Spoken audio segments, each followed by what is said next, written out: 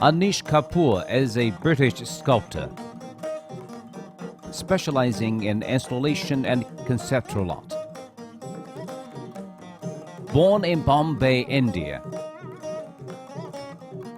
Kapoor has lived and worked in the UK since the early 1970s.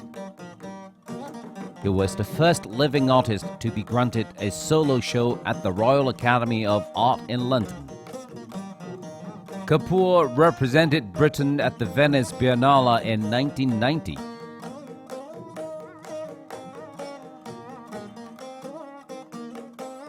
The following year, he won the Turner Prize, and in 2002 he received the Unilever Commission for the Turbine Hall at Tate Modern in London. As one of the most influential sculptors of his generation,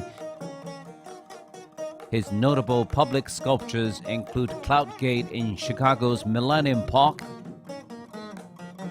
and Oscillometer Orbit, commissioned as a permanent artwork for London's Olympic Park and completed in 2012. An exhibition a few years ago in a private gallery in Beijing, which was a very nice experience. But this is the first public, full engagement. On such huge scale. On a big scale, indeed, yes. In three different venues, so yes. 3 different venues. Here and then Kaffa. Yeah, exactly. Yeah. And with this one, this is the Imperial Ancestral Temple. Indeed. What this place? Well, first of all, I'm deeply honored to be able to show my work here in 3 buildings. The central building and then 2 processional halls,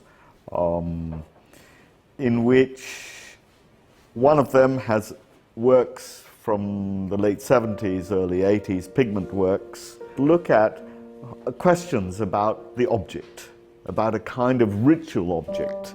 The color red is central to my whole practice, and I feel that that has quite a strong connection both with China and, of course, with the site here of the temples. Then the other hall has a work called Angel, which is a group of blue painted stones that I hope feel as if they are floating. Again, a kind of connection with the Buddhist past that might be referred to in these temples. And then the central hall has a group of mirror works which are concave and in a way, of course, turn the world upside down, or illusory objects between painting and sculpture. It's as if you can't tell what the object is. That's what I'm after. My real purpose is this question about the status of the object itself and its relation to the viewer. So you're talking to yourself upside down in a way. Upside down too. Upside down, yeah. So it's, and I think that's my real purpose. To put it very, very simply, we think of ourselves, this is me. The body, physical body. The body, physically. But actually, if I close my eyes, this is not me. I'm much other. I'm much bigger. I have other space inside me. We all know this in different ways. And the question is whether the object itself can kind of induce that sense of another time, another place, before or after. That's the conversation you were just talking about. This thing about the ancestors. It's a kind of memory. It's a kind of absent but present thing. It's not gone. It's not there. It's actually physically there. So we engage in this as human beings. That's what being human is about, isn't it? At one level, this sense of othernesses. So I think art can engage with difficult questions like this, and must engage with difficult questions like this. And it's curious that it happens through physical presence. So through material. At the museum at Kaffa, very, very big spaces with huge objects in them. I have 4 very, very big installations. Objects. Yeah, 4 big installations.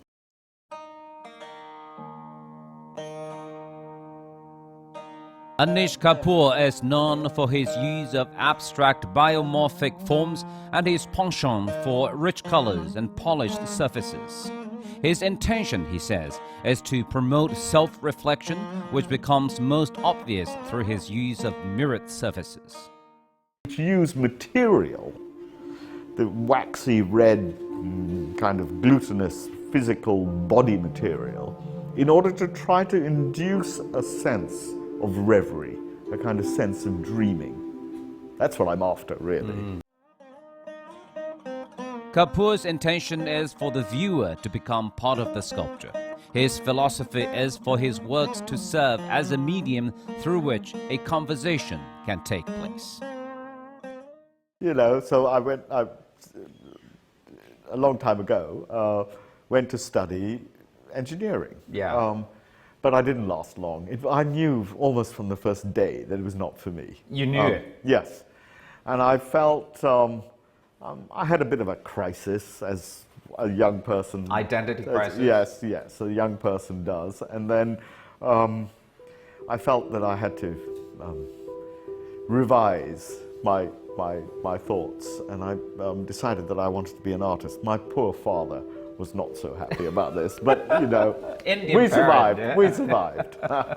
You started with the paint, with the powder. Yes. So that's where your interest was, sculptures. Yes, I knew more or less from the beginning when I went to art school that I wanted to make physical objects. You know, and I suppose it's instinctive, of course. It's instinctive.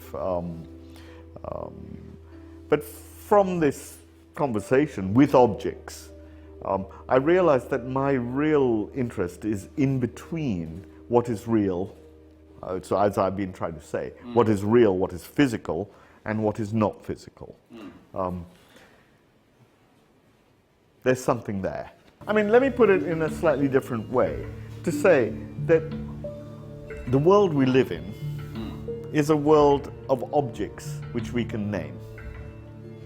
Every single thing in this room, we can name everything. We can, table or it has chair, shoes, you, me.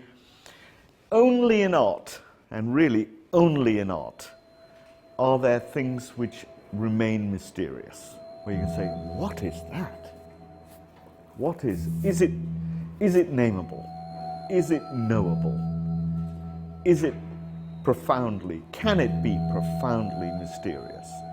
And I feel that it is worth living a life to try and make one object that remains mysterious, to which we, as thinking, feeling beings, can go, huh? What am I looking at? Why is it? What is it? Why is it? Why is it art?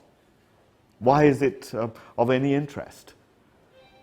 And I think if one can do that thing with a life, that's a life well spent. I mean, one never knows. You never know why you make decisions. At least I don't know why I make decisions. It just happened. You just follow an instinct, and follow an instinct with full determination. I mean, I'm sure you, in your career, had something very similar, where you made a decision and then you kind of go with it, because it is what unwraps, unveils itself for you. So I made a decision to go to art school. I hadn't the faintest idea what that was about. You know, I was a young Indian boy in London, but I suppose I felt I had no choice. I had to do it, because it was there to do. I mean, I keep saying I have nothing to say as an artist. I talk too much, but I have nothing to say. So what this does is it acknowledges that the viewer is not just a participant, but a part of the creation process. Precisely. So it involves you in a creative act, which I think is very important. Paint, powder, using the redness, using, the form of installations, miniatures, or even massive sizes, does it mean any difference at all to you? Well, of course, it depends on the condition of the matter, the condition of the material. You'll see, of course, at the museum in Kaffa, there's some very, very big, huge very, ones, very big objects. What I'm interested in is that moment of walking into the space and going, oh my God, look at the size of that thing. What is it? Why is it so big? What does it say? What does it mean? Oh, is it art? Oh, I'm not sure if it's art. All those kinds of funny questions. Art. Yeah, all those funny questions that then, what's really happening here? And it's that engagement that I'm interested in, obviously, that the work is trying to deal with. So it's, if you like, an open circle, and you as the viewer come and make the other half, and close the circle and say, that's how it works. Another display of Kapoor's works at the Central Academy of Fine Arts features his 4 performative monumental installations.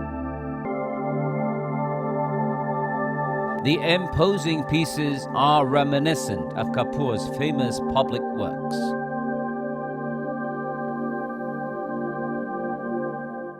How does it work? I mean, especially for public art, especially, it's not for the studios, it's not how do you do, when you do public art, any difference at all? Well, public space, of course, is very, very, very important. We know this. We are here next to Tiananmen Square, which is probably one of the great public spaces of the world. So public space has a kind of magical quality.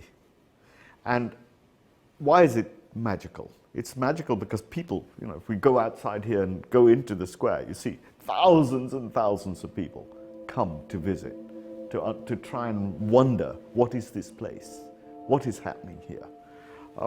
Public art, when it's really doing its job, can do something similar, which is to draw in a kind of, what are we looking at? What is this object? How big is it? Is it big or is it small?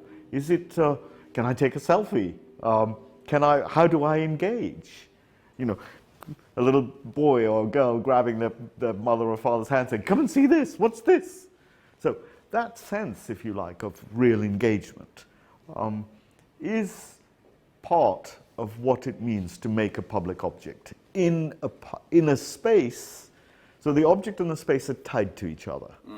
And I think this is a very, very, very important process.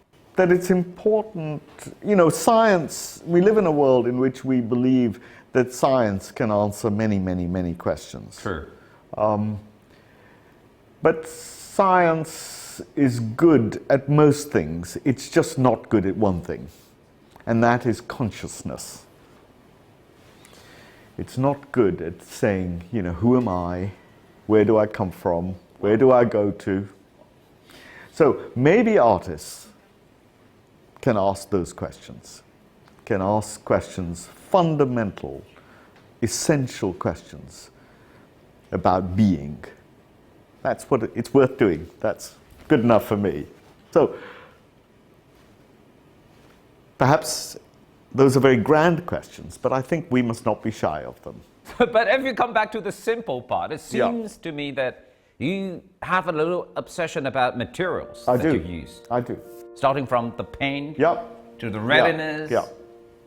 You were even polishing the mirrors in the main hall just now. Correct. So why so important?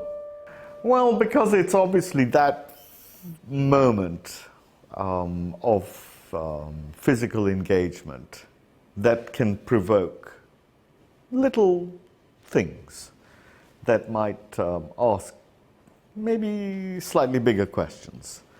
I've worked with color a lot. I'm interested in color, not as a covering, not as some painted surface, as a fundamental essence. Because color is very strange. It's a kind of dreaming. material. Color, especially as a pigment or as a, it's both physical and not physical. It's immersive. At least I use it in such a way as to try and envelop your whole spectrum visually. And in that sense, what I'm hoping is that it becomes a moment of kind of dreaming, in which, for a fraction, when you stand in front of art, one hopes that for a fraction of time, time becomes a little suspended. Time becomes a little longer, just like that. Kapoor's inspiration is derived in part from the rich colors of India and his Eastern heritage. He uses saturated pigments and geometric shapes to create groupings of sculptures that are strikingly simplistic. At the Taimiao Museum, red is definitely prominent. Just as he does with scale, so also Kapoor uses color to provoke and inspire his audience. And I'm saying mirroredness can have that function, and scale can have that function.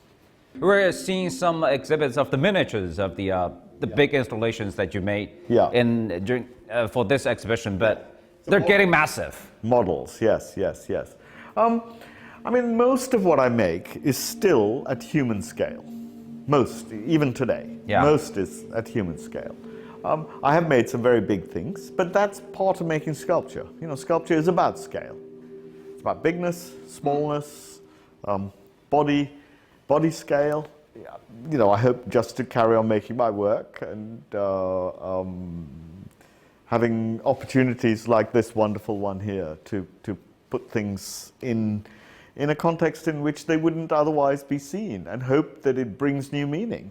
I mean, that's the wonder of doing something in this site here at the ancestral temples, is that it brings a different spectrum. Just to be very simple about it, the mirror works, normally if they're seen in a white gallery, they're full of light. But here, they're full of darkness. Different experience. Yeah, in this dark room. And it's as if they have all these different blacks in them. I love that. So for me, that's a wholly, completely different experience.